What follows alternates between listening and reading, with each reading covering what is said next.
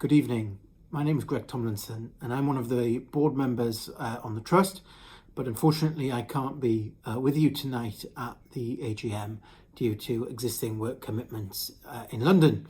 I just wanted to say a few words about my year on the board of the Trust. I joined the board at the beginning of February last year, so just around a year now exactly, and been involved in some interesting work. So the two pieces of work I've led primarily was around our objection to the development of Strawberry Place. We engaged a legal team to assist us in objecting to that development. As I'm sure you know, that land had been sold off by Mike Ashley to some private developers, subject to them getting this planning permission. We looked to engage with them and to try and do all we could to give the fans of Newcastle United a voice in that process as much as we could.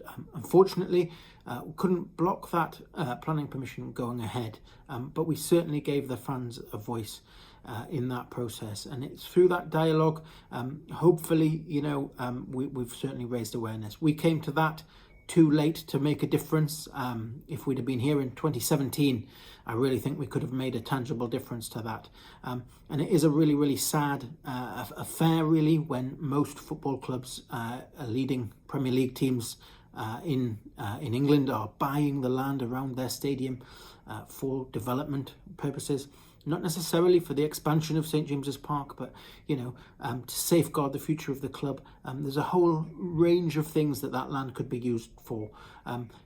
From a commercial development with Newcastle United at the centre of that, increasing the commercial income for the club that could be reinvested in the club. So yeah, a really sad state of affairs there in general, but we did what we could. We engaged in that the right way, the proper way, through our legal team who looked for planning reasons why we could stop it. Unfortunately, we couldn't do that, but we certainly gave the fans a voice and raised awareness of that issue.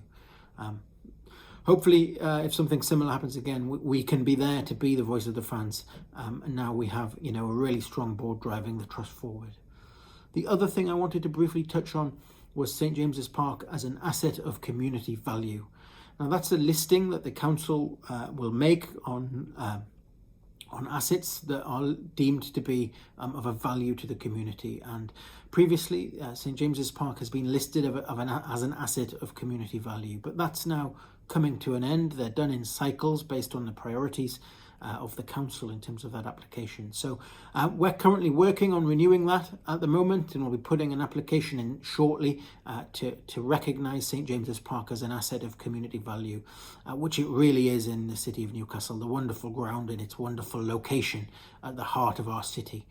So hopefully, that'll go in soon, and hopefully that will be successful, and that will safeguard again the long-term future of St James's Park. Hopefully, and that will effectively mean that we would have certain rights if there was to be some sort of change to that asset. So but other than that, for me to say, just really interesting time for the Trust going forward. I'm sure you'll hear some wonderful things from Alex and fellow board members going forward. Thank you for giving me the opportunity to say a few words, and hopefully we can really make some strides going forward this year. Thank you.